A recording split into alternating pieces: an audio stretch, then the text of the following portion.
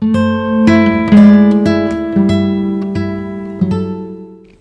Ibu yang dimuliakan Allah, meskipun dingin, bener dingin? Ya, kok saya nggak kedinginan ya? Mari kita mulai kajian ini dengan baca sholawat. Tadi dah Fatihah. Innallaha wa malaikatahu yusholluna 'alan nabi ya ayyuhallazina amanu shollu 'alaihi wa sallimu taslima. Allahumma sholli 'ala sayyidina Muhammad wa 'ala ali sayyidina Muhammad. Tema kita apa? Syariat, tarekat, hakikat, ma'rifat. Serius nih ngasih judul begini? Gak takut sesat? Nabi SAW tidak menyebut pembagian-pembagian begini secara eksplisit seperti ilmu. Sebagaimana tidak ada hadis sahih, hasan, dhaif.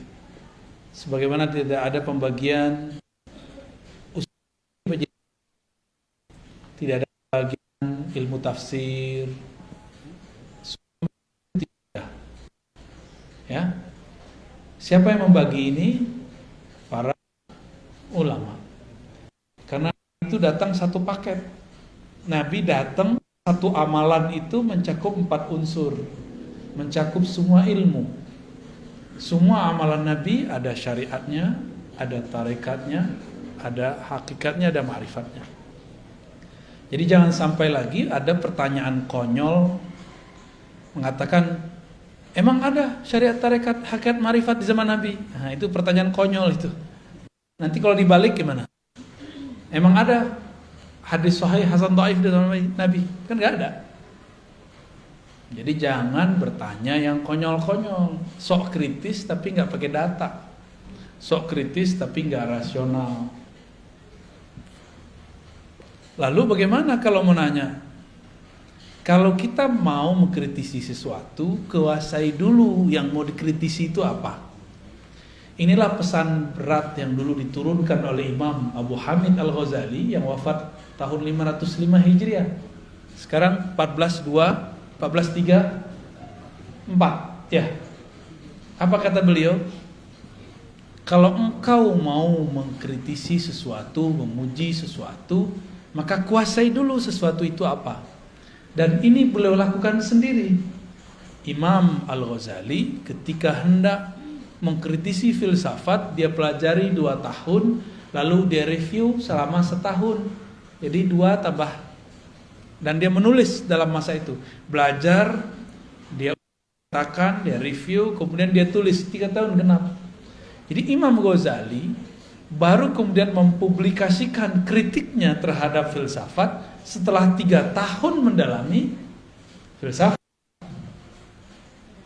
Kita sudah berapa tahun mendalami suatu istilah, lalu kemudian mengkritisinya. Jangan-jangan kata orang.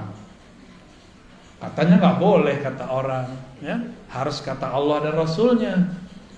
Ya, jika ada orang mengatakan itu batil, coba tunjukkan bahwa pembagian ini batil, ada nggak?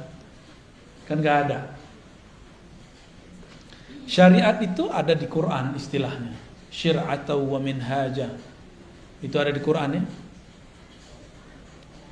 Syir'ah, syariah, itu ada di surah Al-Ahqaf. Apa arti syariat? Syariat itu artinya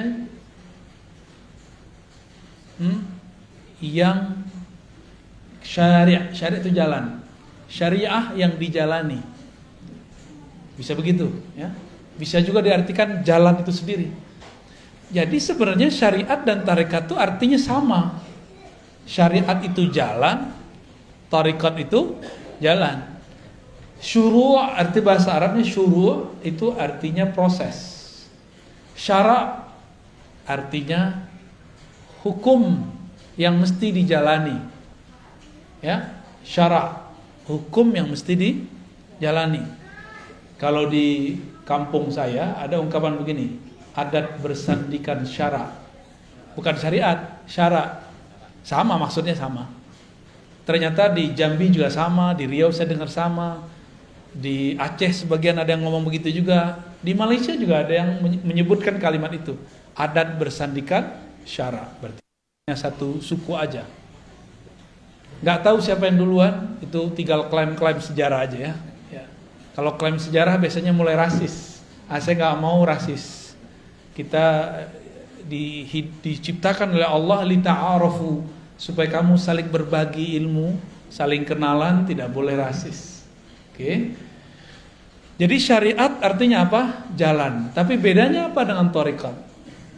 Syariat itu biasanya diartikan jalan yang zahir.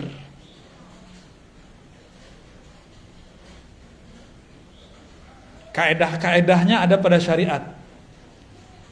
Nah, saya menerjemahkannya lebih eksplisit. Syariat itu adalah hukum-hukum Allah yang ditetapkan dengan dalil-dalil yang umum ataupun terperinci. Ya. Lalu bagaimana cara melaksanakannya? Namanya thariqat. Jadi kawan saya, dia nggak suka zikir Ratibul Haddad, Ratibul Attas. Tahu Ratibul Haddad? Ya, tahu ya? Ratibul Attas tahu? Atos tahu nggak Atos? Atos, orang Sunda apa arti Atos? Sudah. Ratibul Atos bukan rotib sudah-sudahan. Itu nama imamnya, Al-Imam Al-Habib Al-Attas. Tapi dia punya zikir pagi sore, di-download di smartphone-nya, dan juga dia punya di perpusnya buku kecil. Di dalam Al-Quran, surah Al-Ahzab ayat 41 ada perintah. Ya ayyuhalladzina amanu zkurullaha dzikran katsira. Al-Ahzab ayat 41. Oke.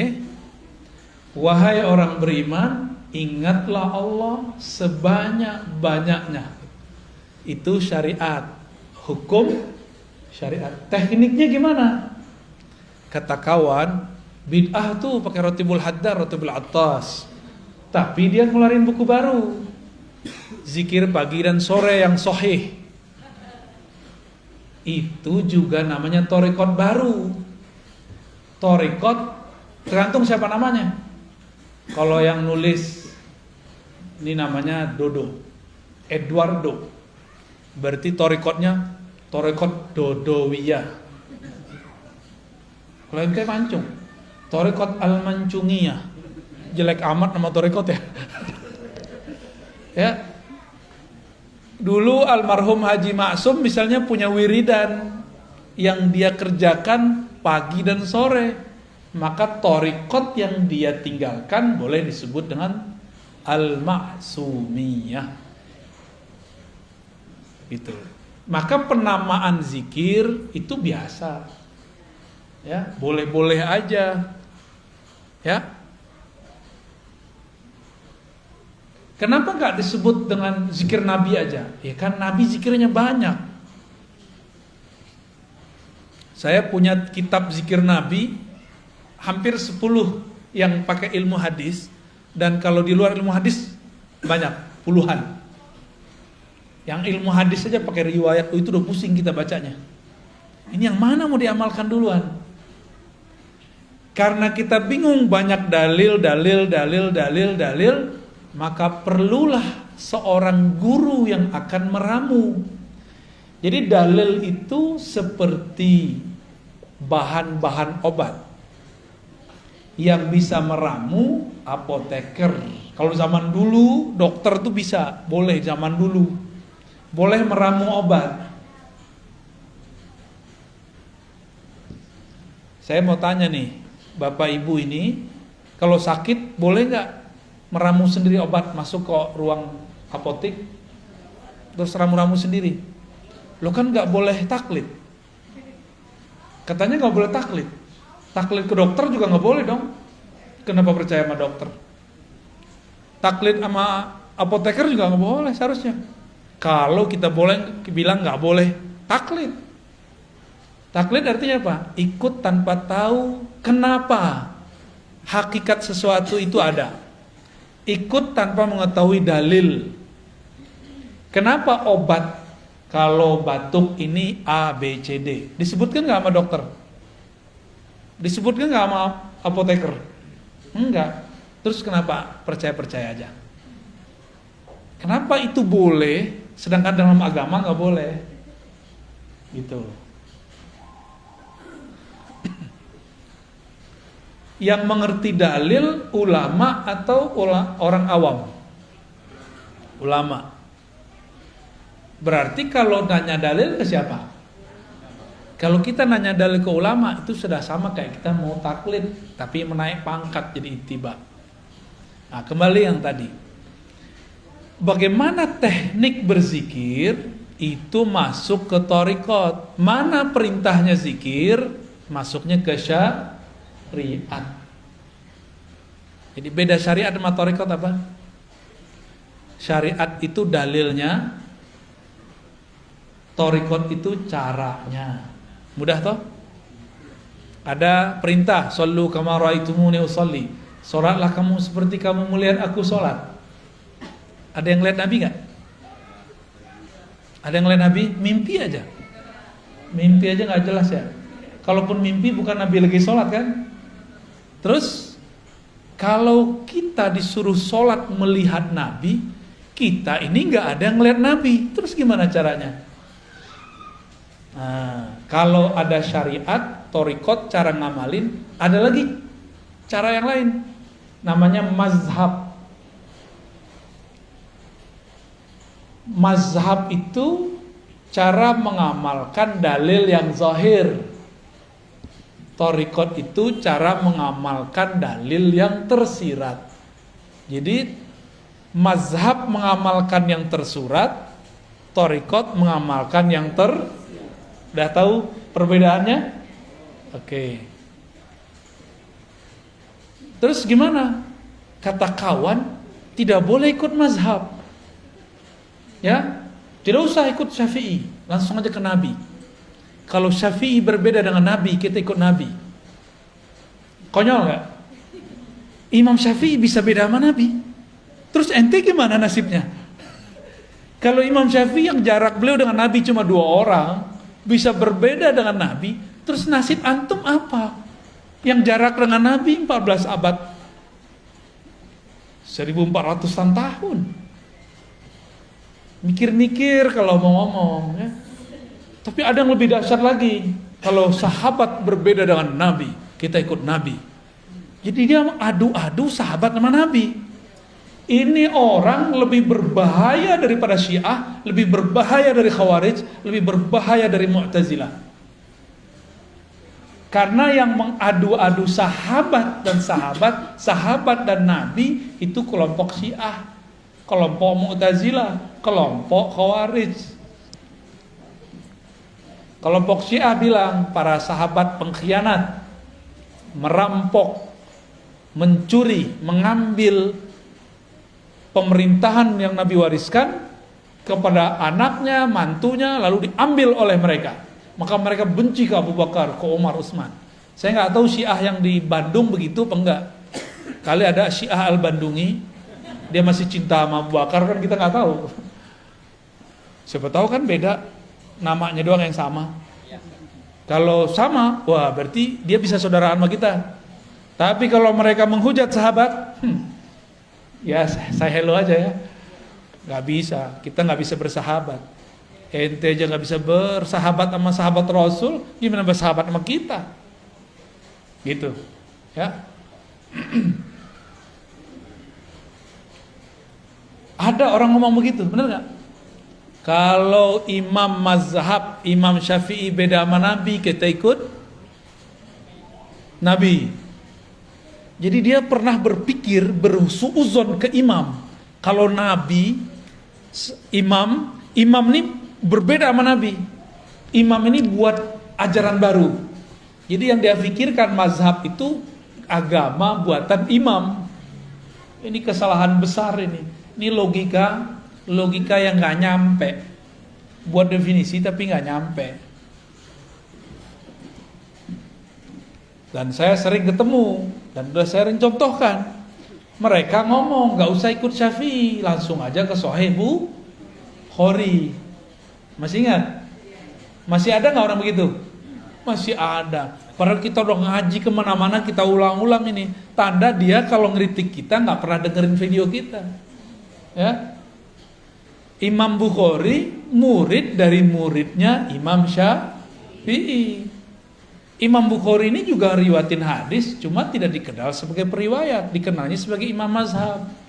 Imam Syafi'i, kebalik. Imam Syafi'i dikenal sebagai imam mazhab, padahal juga meriwayatkan hadis. Imam Bukhari berguru ke murid Imam Syafi'i, maka mazhabnya Bukhari itu sangat dekat ke mazhab Syafi'i. Kalau Imam Subuki positif masukan, Imam Bukhari mazhabnya Syafi'i. Udah positif belum masukkan. Karena pas kita presentasi kan, ajaran Imam Bukhari hampir dekat dengan mazhab Syafi'i. Lebih tua mana Imam Syafi'i, Imam Bukhari? Lebih dekat mana ke Nabi, Imam Bukhari atau Imam Syafi'i? Jadi kalau kita ikut salaf, lebih orisinal mana, ikut Syafi'i atau Bukhari? Tuh, itu namanya mazhab. Mazhab ini berkembang, tapi di samping kirinya ada thariqat juga berkembang. Dulu ada namanya Imam Hasan Al-Basri. Imam Hasan Al-Basri punya murid namanya Habib Al-Ujaimi. Ada muridnya Daud At-Tai. Daud At-Tai punya murid Ma'ruf Al-Kharqi, Sarri Sakti. Lalu Imam Junaid Al-Baghdadi. Maka dulu disebut thariqat Junaidiyah. Apa nama thariqatnya? Junaidiyah. Tapi thariqat ini lebur, banyak cabangnya. Cabangnya ada thariqat Naqsyabandi, ada Qadiriyah, ada Khalwatiyah, ada Suhrawardiyah, ada macam-macam nama thariqat pecahan daripada Imam Junaid. Dalam pecahan itu, kita ambil dua sampel. Thariqat Naqsyabandiyah dan Thariqat Qadiriyah. Nabi berbicara dalam syariatnya, afdalul dzikri la ilaha illallah. Dalam surat Muhammad, fa'lam annahu la ilaha illallah. Ayat ini syariat nih. Fa'lam annahu la ilaha illallah. Surat Muhammad ayat 19. Ada dalil dari hadis, afdalul dzikri la ilaha illallah. Zikir yang paling nikmat, paling lezat, paling afdal, paling bermutu, paling jitu, itu adalah la ilaha illallah. Terus caranya gimana? Coba antum baca la ilaha illallah. Biasa aja kan? Coba baca la ilaha illallah. Ada yang tahu, itu ketahuan tuh kalau sudah berarti udah ngambil thariqat udah tuh. Tapi kalau la ilaha illallah, itu belum tuh. Saya tahu dari suara aja kita ngerti. Apalagi kadang-kadang kalau sudah dihentakkan ke dalam kolbu ini kan bercahaya kalau disebut nama Allah. Itu terasa tuh cahayanya, gitu. Dan memancar di wajah. Ada wajah keasikan. Karena afdhalul zikri, zikir paling enak, paling nikmat la ilaha illallah. Kalau orang Sunda makanan paling enaknya apa? Karedok. Bener Pak. Tempe. Santri deh nih ya. Batagor apalagi. Ini yang ngomong orang Padang. Tadi orang Sunda yang ngomong.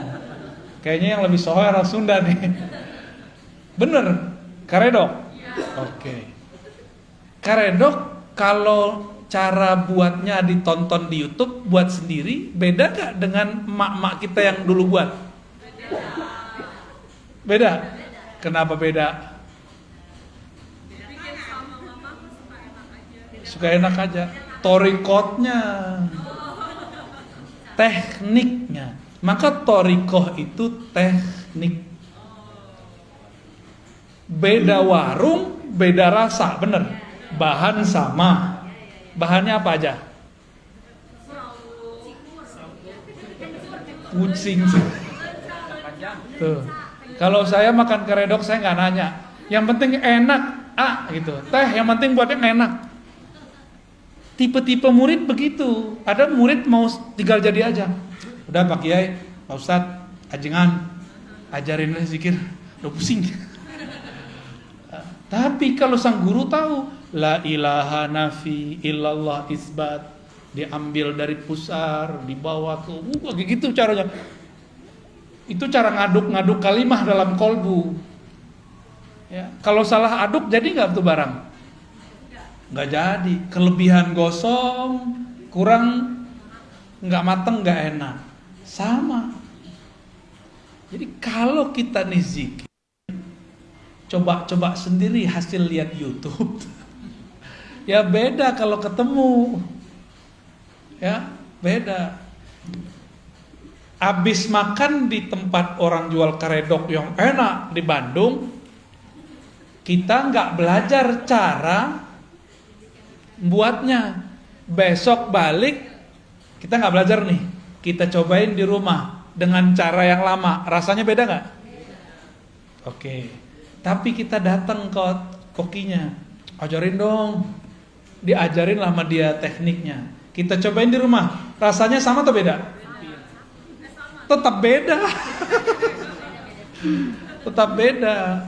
Zikir depan guru, nikmat. Karena disuapin sama beliau. Cobain di rumah. Tekniknya udah dikasih nih. Istighfar, tawasul, apalagi. Oh, semuanya lengkap deh. Nih bahannya kamu cobain sendiri di rumah. Kita cobain. Kok ambar ya? Kenapa? Karena kita belum terlatih. Sang guru napas dia udah begitu. Ya. Ibu kita karena sudah lama jadi ibu, dia tiap hari harus buat masak buat anaknya, maka enak jadinya. Ya tetehnya jadi ibu tapi bukan yang masak, sama aja. Ampar juga. Saya kan orang Padang, itu suka mengamati rasa rendang. Sama-sama resto A, tapi beda tukang masak, kokinya beda rasa. Padahal mereknya sama. Ya, sama-sama rendang loh ya. Padahal bahannya sama. Itu namanya thariqah. Beda cara adukannya, beda teknik membuatnya. Masukin daging ke dalam santan aja itu ada timingnya. Bener? Emang begitu. Sama. Kadang guru nih nafsu punya murid. Belum saatnya dimasukkan daging kalimatullah ke dalam kolbu murid, udah dikasih-kasih aja. Namanya obral. Obral zikir. Jangan lagi obral zikir. Ini kalimah thayyibah. Ini kalimah mahal. Afdalul zikri la ilaha illallah. Pelan-pelan. Kecuali si murid udah lama zikir, udah lama berguru dan direstui oleh gurunya, baru kita kasih. Walaupun sekali bertemu boleh. Cuma baru kemarin sore hijrahnya udah minta talqin aja ya. Kan orang kebanyakan pengen begitu. Tunggu dulu ya. Mau makan, kita mau makan nih. Piring kita kotor, diapain dulu? Langsung makan? Langsung masukin karedok? Ya. Ya, dicuci dulu. Dilap dulu, itu namanya taubat. Kolbu ini kan tempat, kalau kita nih maksiat pakai mata, pakai telinga, itu di kolbu tuh nodanya banyak. Itu harus dibenerin dulu. Baru nanti kalimah la ilaha illallahnya masuk ke dalam kolbu dan dia tidak ada halangan. Masuknya nikmat. Tapi coba jus stroberi enak gak? Cuma di dalamnya ada dahak. Di gelasnya ada dahak, gimana? Rasa jelly ya? Rasa apa? dawet ayu, warnanya berubah, mau? Kan nggak mau. Jusnya enak, tapi di dalamnya sudah ada yang menjijikkan. Kita nggak bisa menikmati. Inilah yang terjadi pada murid yang dia talqin zikir sebelum kolbunya dibersihkan. Pembersihan kolbu cukup istighfar dan taubat, sederhana aja. Pengakuan kepada Allah nggak perlu kepada guru, ke Allah aja. Cukup Allah yang tahu masa lalu kita. Gak usah kita kemudian sampaikan kepada orang. Ya, semua kita ini kan punya masa lalu yang gelap. Bahkan mungkin ya pelangi-pelangi, kadang gelap, kadang terang gitu ya. Ya inilah kita, kira-kira begitu. Kita emang begitu, mau gimana lagi? Maka saya nggak percaya ada orang suci 100% kecuali Nabi Muhammad Sallallahu Alaihi Wasallam, kecuali para nabi. Nggak percaya saya selain mereka. Kalau mereka emang maksumuna, dijaga oleh Allah. Kalau almarhum Haji Maksum namanya Al-Maksum, beliaunya nggak maksum. Benar Pak Cepi? Pernah dimarahin nggak Pak Cepi? Tuh dokter aja bilang pernah marahin. Menurut pandangan Pak Cepi sebagai anak, ayah pernah salah nggak? Pernah Pak, tuh namanya Al-Maksum benar.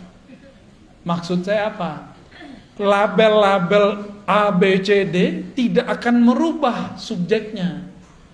Kita bilang nih, inilah ajaran Rasulullah, inilah yang paling murni, ini langsung dari salafus saleh. Belum tentu, itu kan klaim aja. Inilah yang paling benar, inilah thariqah yang paling sahih, kan klaim, iklan kecap. Ya, nomor 1 terus. Oke, itu baru thariqah tuh. Udah mulai paham?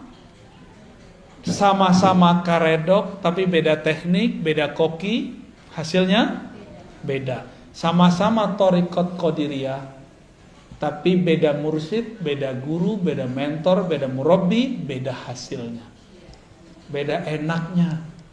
Dan jangan salahkan para salik, para penikmat ini, dia sedang memburu restoran ruhani, namanya Naqsyabandiyah. Siapa dulu kokinya? Siapa dulu pimpinan dapurnya? Siapa dulu pemiliknya? Ya.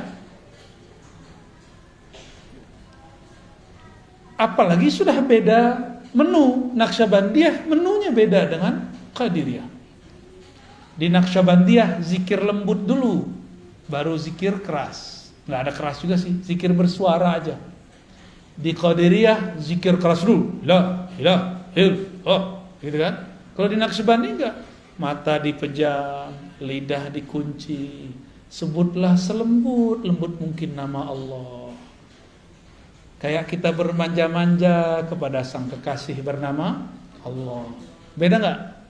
Beda, badan lemes-lemesin. Kalau di thariqah Qadiriyah enggak, kalau perlu tangan dikepal. Dulu saya belajarnya begitu. Kepal tanganmu, ya. Tarik nafas. Baca. Mulai dari zikirhu Allah, la ilaha illallah, Allahu, semuanya itu. Ada zikirhu aja, ada ahad-ahad aja. Betul-betul menghentak di dalam badan ini. Nah, ada ilustrasi lain. Kita ini ada yang suka musiknya nge-rap, nge-rock. Ada yang suka musiknya slow, bener. Ini wajahnya wajah apa nih? Nggak percaya. Dia sukanya apa? Jangan-jangan haram lagi. Sukanya hadroh.